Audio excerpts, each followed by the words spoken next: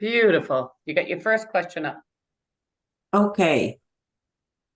So, you said to hit Slideshow, a little further over. slideshow. Yeah, just 1 second. It's actually next to view. There you go. Nope. Up in the No, red. no, up higher, up higher. You're in view at the top on the orange, so go to slideshow. See above where you have view? No, up above. Put your arrow up. There you There go. you go. That next one, no, View. over, to the left, to the left, to the left. There you go. And then go from the beginning. Okay. There you go. You got it. There. Dr. CLAROS. All is here. right. Perfect. I know I will try to get this sometime today. I wanted to just kind of get a little bit of feel for how things are in Sierra Leone, and I had looked up some facts, and I'm wondering if I can share those facts with you. But I want to ask you,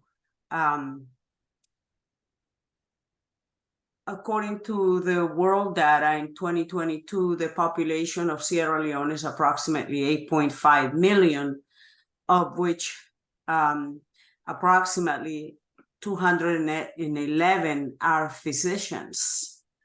How many of those physicians are psychiatrists? What do you think?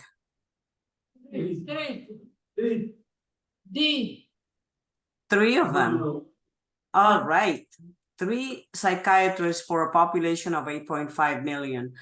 Why do you think that is?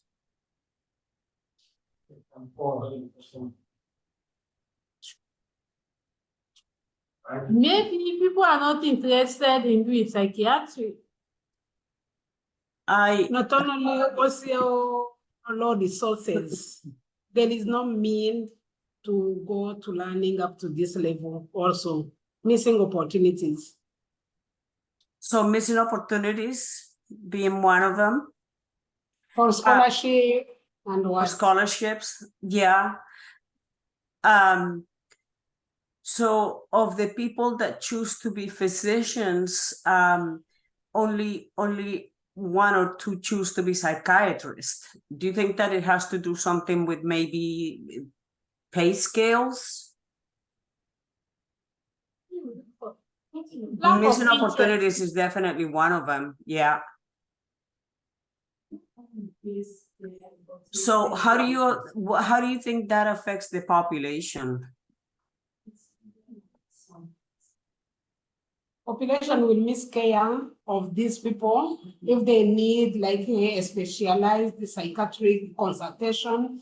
They just go and miss someone to care appropriately because the general practitioner can do so, but not 100% in a right manner. So a lot of people go without care, right? Yeah. Without access to care because there are no providers, no psychiatrists, no one to prescribe medication or to diagnose a mental illness. So that's kind of super important in a healthcare system, is to have the correct manpower. So here's a test question. What do you think? Maya has high levels of dopamine activity in the frontal lobe. Here's our frontal lobe. And we use the frontal lobe to reason and to do higher order level thinking. So which symptoms is she most likely to experience? Psychosis, depression, anxiety, none of the above.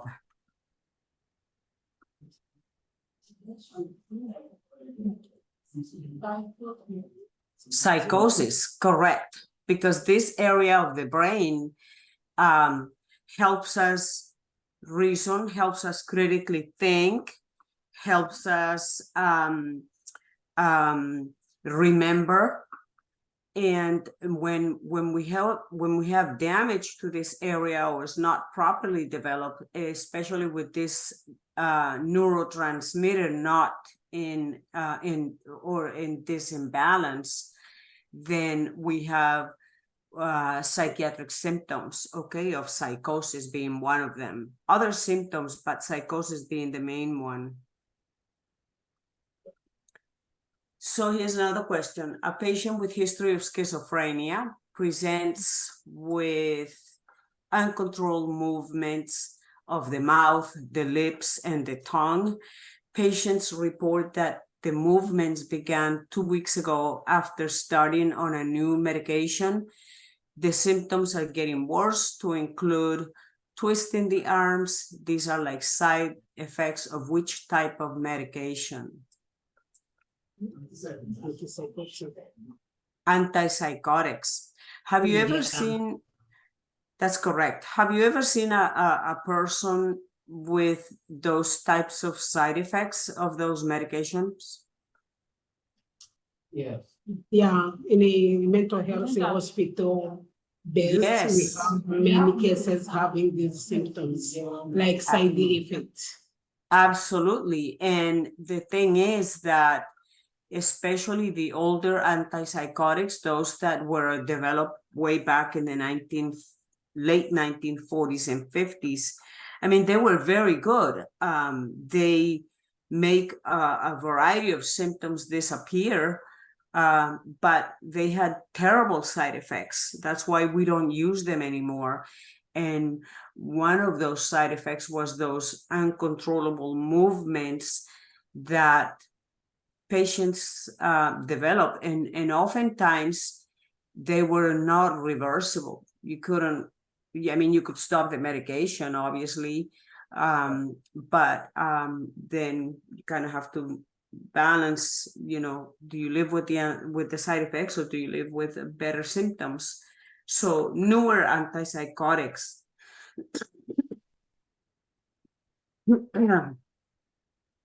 the newer antipsychotics that were developed much later, you know, 30 years later, 20 years later, in the 70s, 80s, and 90s,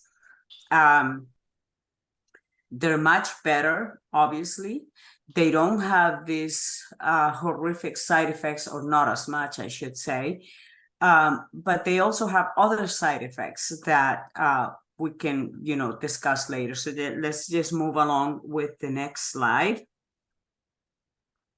And we talk about some of the mental health issues that are so far going on in the last few years in the area of the sub-Saharan Africa.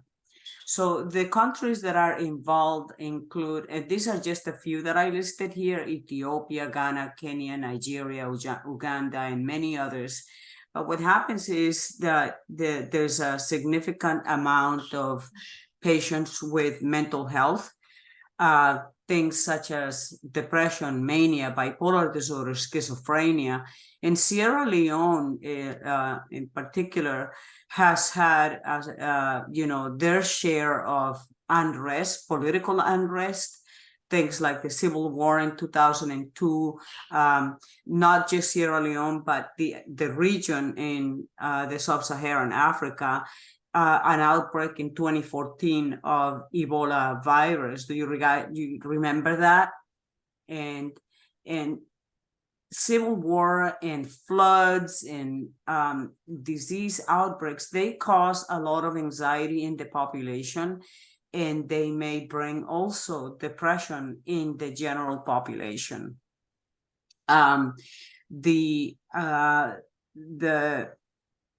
Especially when there's no information or not understanding of what's going on. You know, we had recently worldwide the COVID-19, and honestly, since COVID-19, many people develop anxiety. Many people who had anxiety made it worse, developed panic attacks. Many people who had depression, especially, you know, already had depression, and then come all these restrictions about not being able to go out and quarantine and all of that. The repercussions that came with COVID made mental health put it up at the front. And, you know, culture also plays a role in mental health. How do you think culture plays a role in mental health?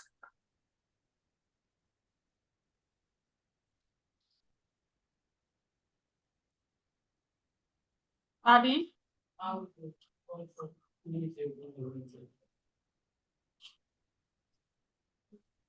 I'm having difficulty hearing. Come back for your question. Repeat the question. Yes.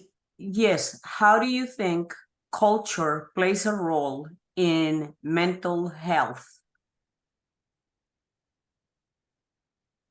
What is the role of culture in mental health? How does that influence mental health? Yes.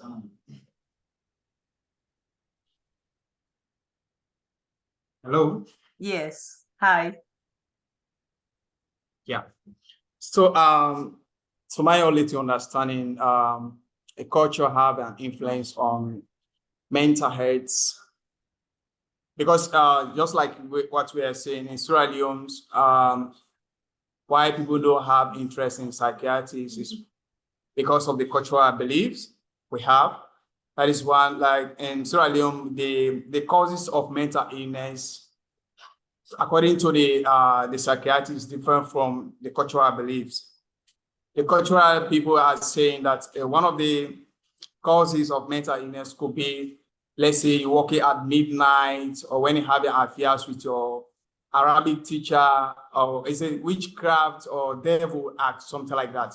So all based on these traditional beliefs, whenever somebody go mad or have any issue that is dealing with the mental status of that person, instead of for us to take the person to the psychiatrist, we take them to a herbalist or the traditional healers for them to intervene.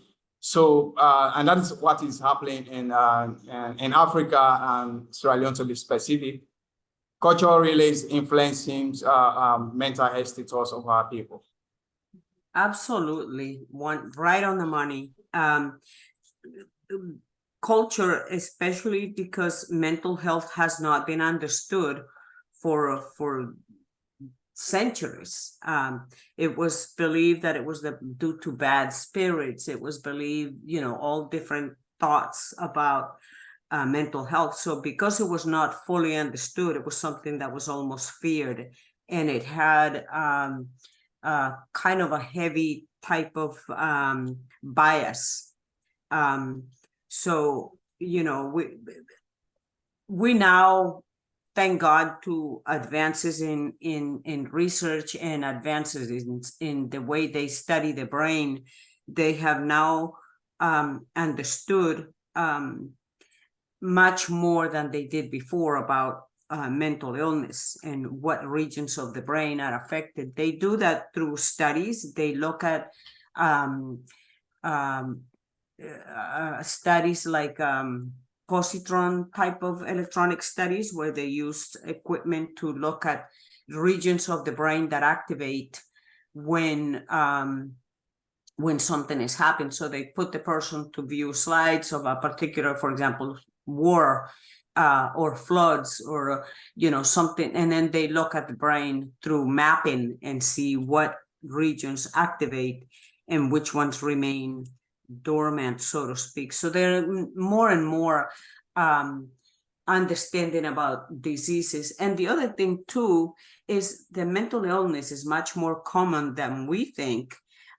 It's just that because of the stigma that it carries, many people go undiagnosed for the entire life, and suffering in silence, so to speak. In Sierra Leone, there's one psychiatric hospital inpatient that treats, approximately houses 150 or almost 300, anywhere between 150 to 250 patients. And I'm sure there are many more people in Sierra Leone that can probably use psychiatric services. So it is a complex thing. It is difficult, but until we change some of these things, it's the situation will remain most likely the same. So we as nurses have a lot to say in terms of the healthcare of a system. country, of a region, of our cities, of our neighborhoods, things like that. So psychoactive drugs are those psychiatric medications that we call psychoactive drugs, and they really affect the central nervous system. Central nervous system, obviously composed of the brain, the spinal cord, and our, nervous system in general. These drugs and other substances, by other substances, I mean that, psychoactive drugs is not just the only element out there that affects the central nervous system. Is other substances like alcohol, marijuana, LSD, any one of those illegal substances. They alter the way of thinking, the way of behaving, because it's affecting directly our mood, the way we perceive things, and our behavior. So mood, perception, and behavior. Somebody that takes cocaine, for example, can act euphoric, super happy, super alert, and super sharp, but at the same time can perceive things differently, and act in a way that is outside of the norm. So, LSD and some of the other substances can make a person be paranoid when normally they're not paranoid. So it's this is an example of how, psychoactive drugs affect the central nervous system. So we're looking at a little bit about the anatomy. This is an image of the brain here, as you can see, but when you look at it from a microscopic point of view, you see two neurons that are one communicating with another, one with another. So this little pink substance here is what we believe is a neurotransmitter, and this neuron releases the neurotransmitter. It gets it here to this gate, so to speak, is the synapse, and the space between the neurons is called the synapse. And then it's those neurotransmitters are taken up by the receptors on this adjacent neuron, and the communication happens like that throughout the brain with different neurotransmitters. So we're not just looking at dopamine, but we're also looking at norepinephrine, GABA, serotonin, and the glutamate, and there's other neurotransmitters. There's about known 60 of them, but we only know much more about 5 or 6 neurotransmitters, that those are the ones that for the most part the psychotropic medications target. So whenever there's an irregularity of this mechanism and the way that this neurotransmitter is being passed on from one neuron to the next, then it is believed that psychiatric disorders develop. And how do they know that? Well, there's no way of taking the brain of a person and examining it under the microscope when the person is alive. Obviously, it will have to be post-mortem. But the one thing is that they use medications, and medications work.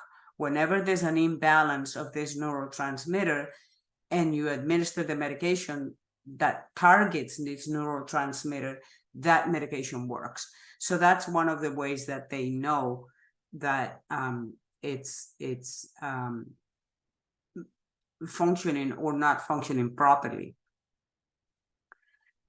So these are some of the disorders that are associated with dysfunction in those neurotransmitters that I mentioned. So Alzheimer's disease is low acetylcholine. Acetylcholine is one of the neurotransmitters that is lacking in specific areas of the brain, causing severe loss of memory or severe connection between those neurons. Depression, it's indicative of low norepinephrine, serotonin, and dopamine, those 3 neurotransmitters. Anxiety is associated with low gamma butyric acid and serotonin. And then schizophrenia is associated, and both schizophrenia and dopamine are associated with frontal lobe dysfunction of the neurotransmitter dopamine in the brain. And then epilepsy in many cases, unless it's caused obviously by a significant trauma to the head, then is associated with lack of this neurotransmitter GABA. And GABA is a neurotransmitter that is known to keep things calm. So if you're calm, you have GABA in your brain.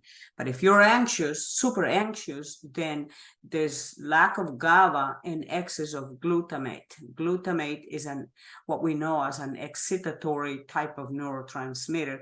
So everything in the brain has to be balanced in the right amounts. When there's deficit in one or excess of neurotransmitter, of a particular neurotransmitter, then we see disorders that are associated with that. Any questions so far? No question. All right. So psychotropics. There are many psychotropics, but we're gonna just quickly review a few of them, the most common ones, and we're gonna classify them into classifications to make it easier for us to review.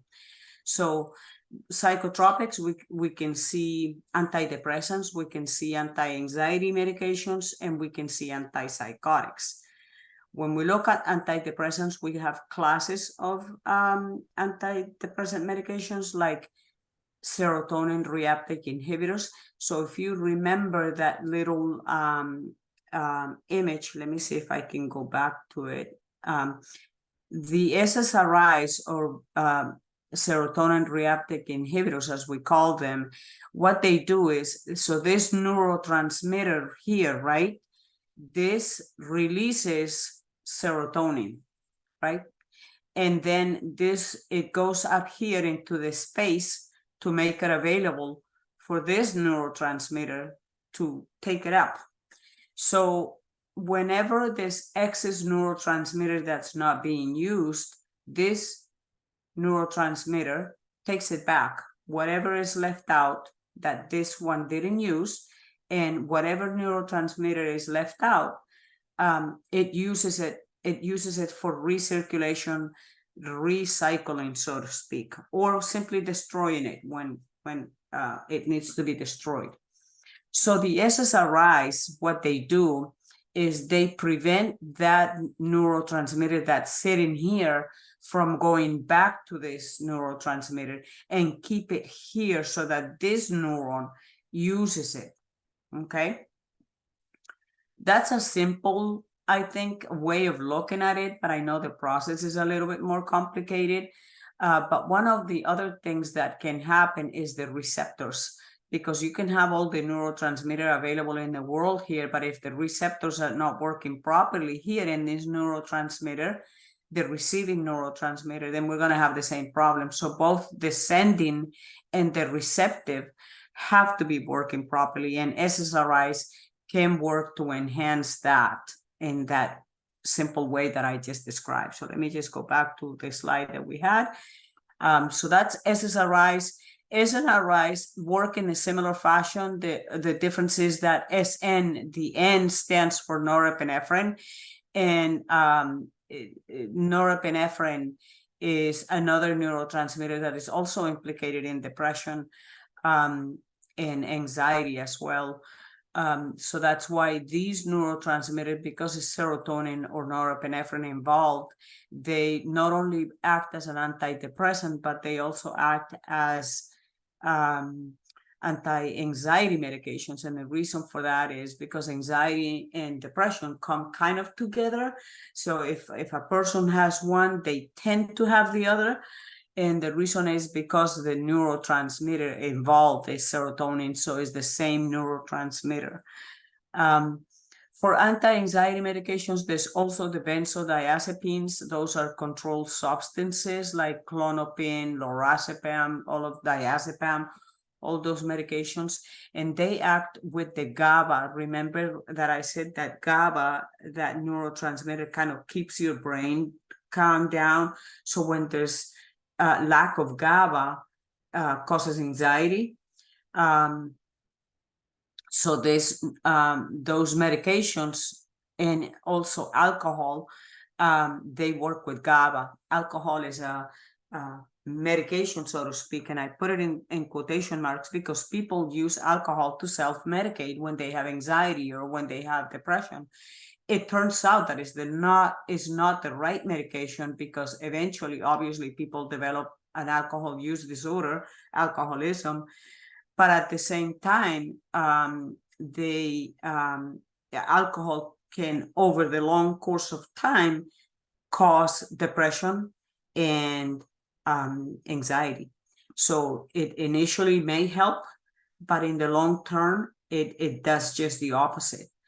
And then we use the antipsychotics that deal with the dopamine in the brain, similarly making it available for neurotransmitters to use. So this is a list of some of the SSRIs that you may see in your clinical practice. So fluoxetine, I usually use the generic name. This is the trade name. So I'm more familiar with the generic name. I'm just so used to calling them like that. Fluoxetine, citalopram, sertraline, paroxetine, and escitalopram. These are 5 not neurotransmitters. These are 5 SSRIs that are very common in clinical practice. Any prescriber or physician can prescribe them for both the treatment of anxiety or depression. And then there's the SNRI, that now we're not just bringing the serotonin available to the brain, but also the norepinephrine. And venlafaxine is one of them, and duloxetine is another one. The difference between these two, as I said, is norepinephrine. But what does norepinephrine do to the body? Norepinephrine makes us be alert, be focused. And when people are depressed, sometimes they're not alert, they're not focused, they're tired, they don't have energy, they don't have motivation, they don't have, they have lapses in memory. Those are signs and symptoms of depression.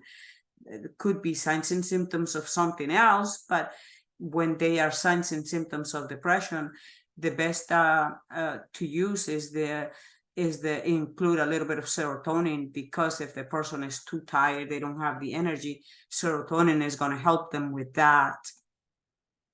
And then I listed here some of the common side effects for the SSRIs: nausea, weight gain, sedation. Sex drive is affected, and this is one of the reasons why a lot of patients stop taking their medications, is that they see a decrease in their libido. So I usually teach patients, about the side effects, and sex drive is one of the things that we discuss. There are some medications that you can give to help out with the side effects, but for the most part, nausea and vomiting or stomach upset, that goes away in a few days within the first week or two of being used. Weight gain, some more than others. Prozac is being one of causing more weight gain than some of the others. I really like sertraline. This one is very safe. It's actually very safe for use in pregnant women. In SNRI, some of the side effects is the headache. They they increase the blood pressure. So I will be careful with somebody that has high blood pressure to take, for example, venlafaxine or Effexor, because one of the side effects is that. And it's not that they cannot have it. They can certainly have the medication. It's just that you keep an eye on their blood pressure to make sure that it doesn't go up. The increases in blood pressure is usually based on, excuse me, it's based on dose. The higher the dose, the higher the likelihood that they're going to have increases in blood pressure. And one of the risks of all antidepressants is the fact that they can have an increase in the risk of suicidality, especially in young people, adolescents. That will be the #1 side effect that I will look for in an adolescent taking an antidepressant. If you have a 13-year-old, a 12-year-old, any child, usually 8 years and older when you typically prescribe. But if you have a child, 12, 14, 16, 18, that is taking any one of these antidepressants, I am going to assess for risk of suicidality, because typically they may feel good with the antidepressant. They didn't have energy and now they do have energy. So they have now the increased potential to carry out a plan for suicide if they had one. They just didn't have the energy to carry it out. But now with the antidepressant, they do. So super, super important. #1 in your list is to assess for risk of suicidality. Anti-anxiety medications are, as I mentioned, the SSRIs that we use for anxiety, but also the benzos. So we have Xanax, Valium, Ativan, and others that sometimes are used for sleep in the elderly. I really like to stay away from the prescription of benzodiazepines to the elderly. And the reason for that is because it puts the patients at risk, the elderly in particular, at risk for falls because of drowsiness and dizziness. It can cause confusion in the elderly and memory problems.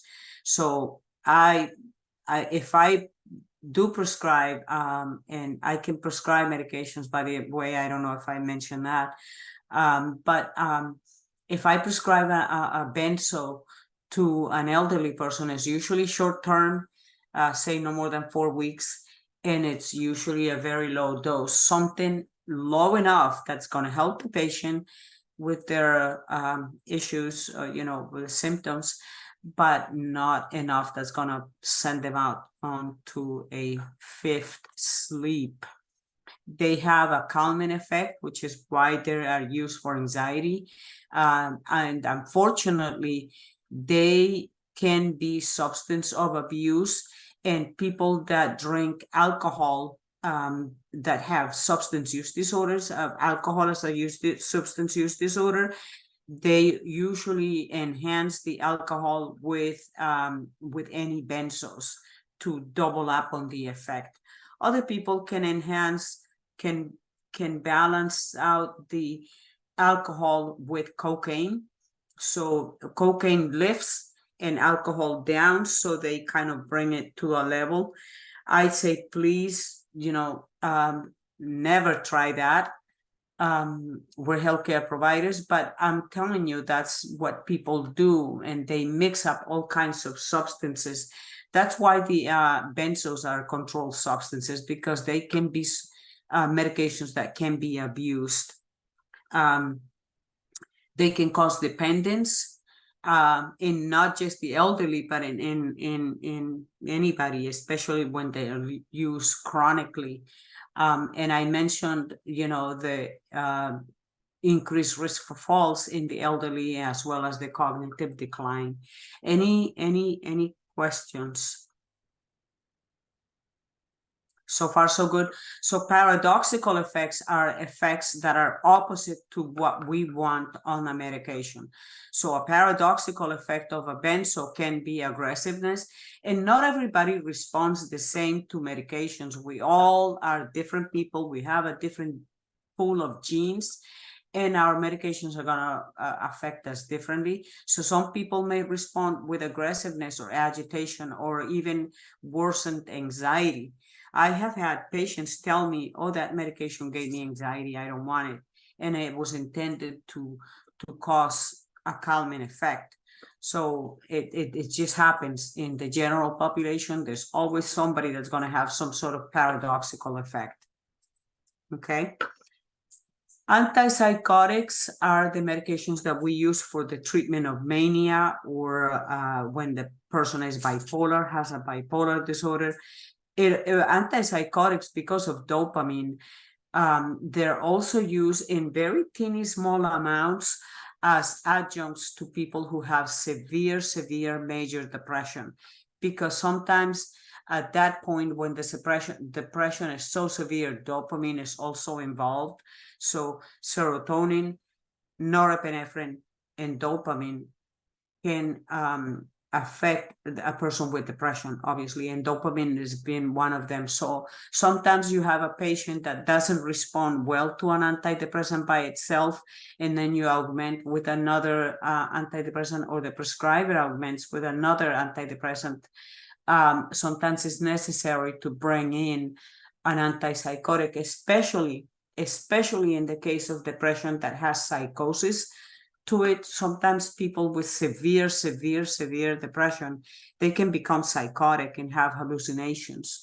And again, as those are the effects of the dopamine effects on the brain.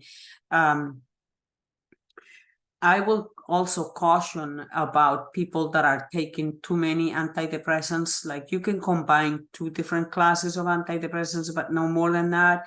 And the reason for that is because, you know, and this is teaching points. I'm not necessarily referring to you prescribing, but when you have that opportunity to teach your patients about antidepressants, is that mixing antidepressants all at once and taking them can cause a severe disorder called serotonin syndrome. And that means an excess serotonin in the brain is scattered throughout the brain, and that can cause death. So, you know, it can lead to death. So I also, you know, too much of a good thing, it can also cause significant damage. So antipsychotics are treatment for major depression with psychosis. They're also used to treat Parkinson's and some of the other disorders, bipolar disorder. The main focus of the treatment with antipsychotics is that dopamine hallucinations, distortions of thinking, so misperceptions, mania, significantly low mood, and again is because of that dopamine deficiency. So you bring in and make it available for the patient. Dopamine is also associated with movement. So as a result of the availability of dopamine, we can see movement, or we call them extrapyramidal side effects, which are those unwanted movements that we talked about in our first couple of questions. So these are side effects of these antipsychotics. As I mentioned, the older antipsychotics, and those are the ones that were developed in the 1950s, they had significant extrapyramidal side effects or movement disorders, so to speak. And the newer antipsychotics, they don't have as much. They still have a risk, but not as much, very small risk of extrapyramidal symptoms. But they do have another set of side effects, and that includes elevated blood sugars, elevated cholesterol, increase in weight, sedation, dry mouth.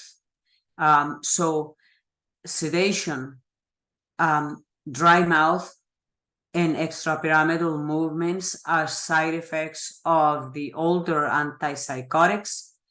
Sedation, dry mouth, blood sugars, elevated blood sugars, and increased weight gain is increased cholesterol is part of mostly the 2nd generation antipsychotics. So we call the older antipsychotics 1st generation. The 2nd generation is the newer antipsychotics that were developed in the 1970s, 80s, and 90s, and they continue to come up with the newer 3rd generation antipsychotics that hopefully will have a better profile here in terms of the side effects. So these are the same questions that we saw before, and since you knew the answers to the first questions, and we reviewed them, obviously there's no need to review them again, but I'm open to additional discussions. Both anxiety and depression may be symptoms of low levels of which neurotransmitter?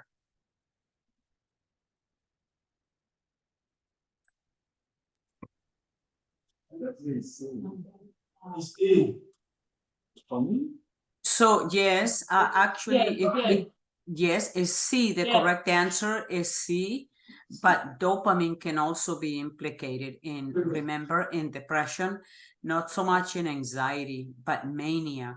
And because anxiety is here, I will say serotonin is the correct answer. Dopamine in mania, in hallucinations, and severe major depression. But we have anxiety here. And dopamine has not, to this day, that I know of, associated with anxiety. So Maya has high levels of dopamine activity in the frontal lobe. Which symptoms is she most likely to experience? And we talked about psychosis, right? Psychosis. What do you see? What if you had somebody in front of you with psychosis? What symptoms may you see? Yeah, you see hallucination, mind states. And then you see those people that they will even pretend to be the president of the world. They say they are rich, they are not rich, something like that. So if you see people behaving They will be agitated, right? Yeah. Hyperactivity. Yeah. Hyperactivity, absolutely. Yeah. So they will be Hallucination. hyperactive, hallucinations, agitation, mania, maybe paranoia, right? Yeah. Fear that they will be hyper vigilant, maybe. So so that will be some sort, maybe even aggression to some extent, not always, but maybe even aggression. So psychosis that's what you will see. Those are the symptoms you will see. So here's a patient with history of schizophrenia, presents with uncontrolled movements of the mouth, lips, and tongue. Patient reports that the movement started 2 weeks after they started the medication, and these are likely side effects of which type? Antipsychotics. And now you know a little bit more about antipsychotics. So which kind? The newer kind or the lower kind? The older kind? First or second generation?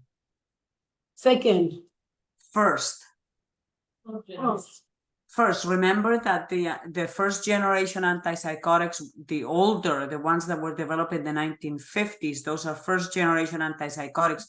Those were the ones that had significant movement side effects. The newer antipsychotics, or the second generation, cause more of the metabolic type of side effects, like weight gain, increased blood sugars, increased lipids, remember? So those are the second generation antipsychotics. So the first generation are the ones that are more associated with uncontrolled movements. And these are some references there for you. So any questions?